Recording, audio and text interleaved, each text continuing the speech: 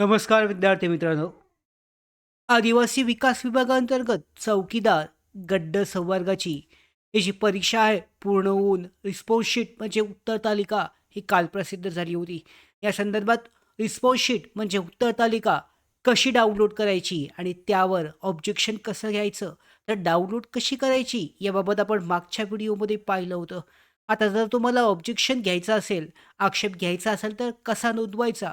त्याचबरोबर या भरतीची कट ऑफ जे आहे, अपेक्षित अंदाजित कट ऑफ नवीन अपडेटेड उमेदवारांचे मिळालेले मार्क्सचा अंदाज आल्यानंतरनं महत्त्वाची अशी कट ऑफ जी आहे, आजच्या व्हिडिओमध्ये जाणून घेणार आहोत.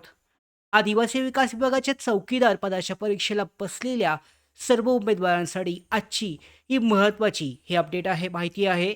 परीक्षेनंतरनं रिस्पॉन्स शीट जी आहे, उत्तर तालिका ही उपलब्ध झाली आहे.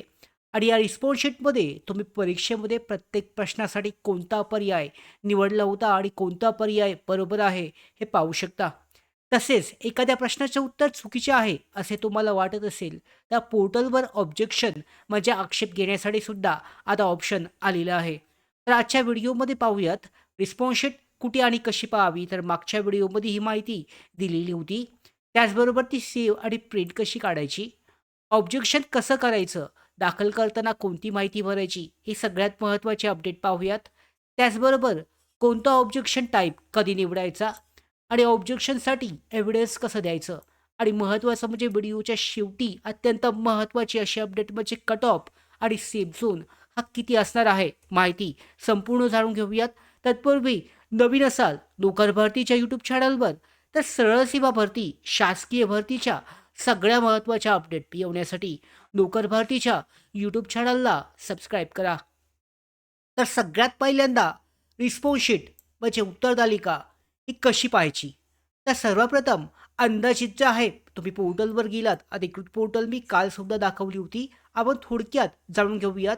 पोर्टलवर गेल्यानंतरनं MKCLची जी पोर्टल आहे, त्या पोर्टलवर गेल्यानंतरनं आदिवासी विकास विभागाची लिंक ही देण्यात आली आहे. जर तुमच्याकडे नसेल तर पुन्हा एकदा मी डिस्क्रिप्शन बॉक्समध्ये आजच्या व्हिडिओमध्ये सुद्धा देतोय, ते तुम्ही चेक करू शकता. तर त्या ठिकाणी तुमचा मेल ID आणि पासवर्ड जो तुमचा आहे यामध्ये या भरती परीक्षेसाठी तुम्ही अर्ज करताना जो दिलेला आहे तो टाकायचा आहे आणि लॉग इन केल्यानंतर तुमच्या स्क्रीनवर जी माहिती दिसेल यामध्ये तुमचा लॉग इन ID, तुमचा फोटो, स्वाक्षरी, ॲप्लिकेशन नंबर आणि संबंधित प्रकल्प कार्यालयाची माहिती या ठिकाणी दाखवली जाईल. तर याच पेजवर रिस्पॉन्स शीट आणि ॲड ऑब्जेक्शन असे 2 पर्याय तुम्हाला दिसतील. तर सर्वात आधी तुम्ही जर रिस्पॉन्स शीट म्हणजे उत्तर तालिका ही पाहिली नसेल, तर पुन्हा एकदा हे रिस्पॉन्स शीट जे आहे उत्तर तालिका तुम्ही चेक करू शकता. आणि त्याच्यानंतरनं रिस्पॉन्स शीट जर उघडत नसेल तर काय करायचं? तर पाहू शकता काही उमेदवारांना अडचणीत असेल कारण खूप जास्त उमेदवार होते. सर्व्हरवर यामध्ये लोडसुद्धा असू शकतो. तर रिस्पॉन्स शीटवर क्लिक केल्यानंतरनं ते उघडत नसल्याची समस्या तुम्हाला येऊ शकते. याचं कारण काही वेळेला पॉपअप ब्लॉगर जो असतो हा ॲड नसतो, ॲक्टिवेट नसतो. तर क्रोममध्ये जो ऑप्शन आहे पॉपअप ब्लॉक हा झाल्याचे चिन्ह दिसेल, त्यावर क्लिक केल्यानंतरनं ऑल्वेज अलाउ पॉपअप्स या ऑप्शनवर क्लिक केलंत आणि डन केलं तर तुम्ही रिस्पॉन्स शीट जी आहे ही तुमची ओपन होईल आणि त्यानंतरनं रिस्पॉन्स शीट हे चेक केली जाऊ शकते. काही वेळेला तुम्हाला सर्व्हर एररसुद्धा येऊ शकतो. तर त्यावेळेला पुन्हा एकदा थोडा वेळ थांबून तुम्ही पुन्हा ट्राय करू शकता. आता रिस्पॉन्स शीट डाउनलोड ही कशी करायची? तर रिस्पॉन्स शीट उघडल्यानंतर ना काही वेळा स्वतंत्र डाउनलोड बटन हे दिसत नाहीये. तर अशी वेळेला तुम्ही कंट्रोल आणि पी हा शॉर्टकट कीबोर्ड जर वापरलात, तर कीबोर्डवर कंट्रोल आणि पी प्रिंटसाठीचा ऑप्शन दिलात, तर PDF ऑप्शन जो आहे हा तुम्हाला दाखवेल. प्रिंट विंडोजवर तुम्हाला शीट प्रिंट काढू शकाल किंवा PDF स्वरूपामध्ये ती सेव्हसुद्धा केली जाऊ शकते. तर रिस्पॉन्स शीट सेव्ह करताना प्रिंट काढताना या प्रश्नासमोर पाहू शकता तुम्हाला क्वेश्चन ID आणि तुम्ही निवडलेला आन्सर आणि त्या प्रश्नाची माहिती ही दाखवली जात आहे. स्पष्ट दिसत आहे. सध्या माझ्याकडे कोणताही आन्सर की नाही आहे, त्यामुळे स्पष्ट मी सांगत आहे. पण त्याच पद्धतीची माहिती तुमच्याकडे जर आन्सर की असेल, तर तुम्ही चेक करू शकता. यामध्ये पुढे ऑब्जेक्शन दाखल करताना क्वेश्चन ID हा अत्यंत महत्त्वाचा आहे. म्हणजे तुम्हाला एखाद्या प्रश्नाचं उत्तर चुकीचं वाटत असेल, तुमचं बरोबर असून सुद्धा किंवा प्रश्न चुकीचा वाटत असेल, तर क्वेश्चन ID हा खूप महत्त्वाचा आहे. पूर्ण प्रश्न प्रश्न जो आहे हा ॲड न करता तुम्हाला फक्त क्वेश्चन आय डी जो आहे, हा क्वेश्चन आय डी त्या ठिकाणी टाकायचा असतो. तर कसं ऑब्जेक्शन घ्यायचं आहे, आक्षेप कसा घ्यायचा हे पाहूयात. रिस्पॉन्स शीट ही पाहिल्यानंतरनं जर एखाद्या प्रश्नाचं उत्तर हे चुकीचं असल्याचं तुम्हाला वाटत असेल, तर ॲड ऑब्जेक्शन या पर्यायावर क्लिक करा आणि यानंतरनं पोर्टलवर तुमचा रोल नंबर, तुमचं नाव, एक्झाम डेट, शिफ्ट आणि क्वेश्चन पेपर हा दाखवले जाईल आणि त्यावर संबंधित माहिती तुम्हाला दिसेल.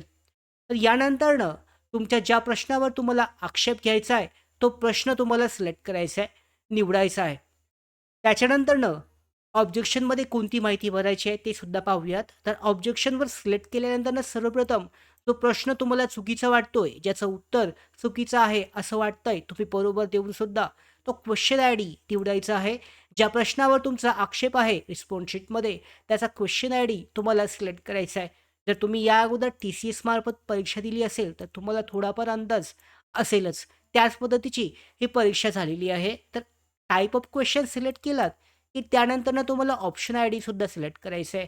म्हणजे 4 पर्याय जे आहेत, हे 4 पर्यायाला प्रत्येक पर्यायासाठी आय डी असेल, तर तो सिलेक्ट करायचा आहे. आक्षेपाच्या त्याचबरोबर सपोर्टिंग एव्हिडन्स जो आहे, म्हणजे तुम्हाला तुमचं उत्तर हे बरोबर का वाटतंय किंवा प्रश्न चुकीचा का वाटतोय किंवा नक्की बरोबर उत्तर काय आहे, जे काही तुमचं एव्हिडन्स आहे, प्रूफ आहे, तर त्या ठिकाणी तुम्ही PDF स्वरूपामध्ये सुद्धा लिहून तयार करू शकता किंवा इंटरनेटवरून सुद्धा तुम्ही तयार केले जाऊ शकता. आणि शेवटी कमेंटमध्ये तुमचा आक्षेप घेण्याचं कारण जे आहे, हे थोडक्यात स्पष्ट करायचं आहे. जेणेकरून परीक्षा जी आहे कंपनीला समजेल, की एक्झॅक्टली काय कारण आहे, तुम्ही आक्षेप घेतलाय आणि ते तुम्हाला त्याचा आक्षेप जर बरोबर असेल, तर तुमचे फुल मार्क्स हे देऊ शकतात. आता ऑब्जेक्शनसाठीचे कोणते 5 प्रकार आहेत, ते सुद्धा पाहूयात. सर्वात महत्त्वाचा भाग आहे, पोर्टलवर वेगवेगळे ऑप्शन टाइप दिलेले आहेत. तुम्हाला काय वाटतं? पहिला ऑप्शन आहे, सगळे जे पर्याय आहेत, म्हणजे हा प्रश्न दिलाय, प्रश्न बरोबर आहे. मात्र त्याचे जे 4 पर्याय दिलेले आहेत, हे 4ही पर्याय जर चुकीचे वाटत असतील, तर प्रश्नामध्ये दिलेले सर्व पर्याय जर चुकीचे असतील आणि त्यापैकी योग्य पर्याय उत्तर नसेल, तर हा पर्याय तुम्ही सिलेक्ट करू शकता. उदाहरणार्थ एखाद्या प्रश्नाचं उत्तर काहीतरी वेगळं आहे आणि प्रश्नांमध्ये जो पर्याय दिलेत यामध्ये उत्तरच नाहीये, तर अशा परिस्थितीमध्ये ऑल ऑप्शन्स आर करेक्ट हे सिलेक्ट करू शकता. त्याच्यानंतरनं चुकीचं उत्तर आन्सर जे आहे हे चुकीचं असेल पर्यायामधून, तर यामध्ये सुद्धा खूप महत्त्वाचं आहे. जर प्रश्न योग्य आहे, परंतु उपलब्ध यामध्ये दिलेला आन्सर जे आहे, आन्सर की यामध्ये चुकीचे आहे, दुसरा पर्याय योग्य आहे, असं तुमच्या पुराव्यावरून म्हणजे तुम्ही जो एव्हिडन्स द्याल त्यावरून सिद्ध होत असेल, तुमचं उत्तर बरोबर आहे, तर गिव्हन आन्सर इज रॉंग असं तुम्ही सिलेक्ट करू शकता. म्हणजे तुमचं उत्तर बरोबर कसं आहे हे दाखवू शकता. तिसरा पर्याय तुमच्यासाठी असेल गिव्हन क्वेश्चन इज रॉंग. आता प्रश्न चुकीचा असेल, तर त्या चुकीच्या प्रश्नासाठी तुम्हाला चुकीच्या माहितीवर आधारित असेल, तर हा ऑब्जेक्शन जो आहे, ऑब्जेक्शन टाइप हा सिलेक्ट केला जाऊ शकतो. त्याच्यानंतर एकापेक्षा 2 पर्याय जर बरोबर वाटत असतील, तर more than one option is correct हे सिलेक्ट करू शकता. जर का एखाद्या प्रश्नाचं किंवा त्यापेक्षा जास्त पर्याय योग्य असतील, पण प्रश्नामध्ये फक्त एकच पर्याय निवडण्याची अपेक्षा असेल, तर प्रकार जो आहे हा वापरात येऊ शकतो. उदाहरणार्थ, एखाद्या प्रश्नामध्ये 2 पर्याय वस्तुनिष्ठपणे बरोबर असतील, तर त्या प्रश्नावर या प्रकारे आक्षेप जो आहे हा घेतला जाऊ शकतो. त्याच्यानंतरनं 5वा जो ऑप्शन आहे, जर तुमची समस्या वरील प्रकारामध्ये बसत नसेल, ऑदर म्हणजे वेगळंच काहीतरी कारण असेल, उदाहरणार्थ प्रश्नाचा काही भाग हा चुकीचा किंवा गायब आहे. यामध्ये चित्र जे आहे चुकीचं किंवा स्पष्ट दिसत नाहीये. ट्रान्सलेशनमध्ये चूक आहे. त्याचबरोबर इक्वेशन गणिताचा भाग थोडासा मिसिंग आहे. अशा परिस्थितीमध्ये तुम्ही ऑदर हा ऑप्शन सिलेक्ट करून त्याबाबतचे काही एव्हिडन्स आहे, प्रूफ जो आहे, हा PDF स्वरूपामध्ये सबमिट करू शकता. ऑप्शन आय डीसुद्धा महत्त्वाचे आहेत. ऑप्शन आय डीसुद्धा चेक करायचे आहेत. ऑप्शन आय डी निवडल्यानंतरनं अनेक वेळा ऑप्शन आय डीसुद्धा हे निवडावी लागते. तर तीसुद्धा तुम्हाला चेक करायची आहे. म्हणून रिस्पॉन्स शीटमध्ये प्रत्येक प्रश्नाची option I D, question I D पहिल्यांदा, त्याच्यानंतरनं ऑप्शन आय डी व्यवस्थित पाहून घ्या आणि त्यानंतरनंच ही माहिती भरा. चुकीची क्वेश्चन आय डी किंवा चुकीचा ऑप्शन निवडल्यामध्ये तुमचं ऑब्जेक्शन हे फुकट जाऊ शकतं आणि त्यालासुद्धा चार्जेस असणार आहेत. ते पैसेसुद्धा तुमचे फुकट जाऊ शकतात. आता सगळ्यात महत्त्वाचं बघ, ऑब्जेक्शन घेतलंय, पण त्यासाठी एव्हिडन्स द्यायचा आहे, म्हणजे प्रूफ द्यायचा आहे. तर काय देणं आवश्यक आहे? तर यामध्ये पुरावा म्हणून काय अपलोड करायचं? इथे एक गोष्ट महत्त्वाची लक्षात ठेवायची आहे. फक्त एखाद्या YouTube व्हिडिओमध्ये तुम्हाला सांगितलंय, की एखाद्या एआय टूलने असं उत्तर दिलंय, एवढ्यावर ऑब्जेक्शन दाखल करता येणार नाहीये.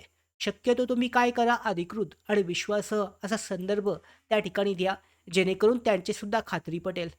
उदाहरणार्थ पाहू शकता, राज्यमंडळाची अधिकृत पाठ्यपुस्तकं जी असतील, NCERTची पुस्तकं असतील, सरकारी रिपोर्ट्स असतील, गव्हर्नमेंट जी रिझोल्यूशन म्हणजे जी-आर असतील, यामधली माहिती, गॅझेट असेल, इकॉनॉमिक सर्व्हे असेल, त्याचबरोबर यामध्ये जनगणना, अधिकृत दस्तावेज असेल, सरकारी वेबसाईट असेल, मान्यताप्राप्त जे बुक्स आहेत, शासन मान्यता, यामधून तुम्ही जो रेफरन्स आहे, हा देऊ शकता.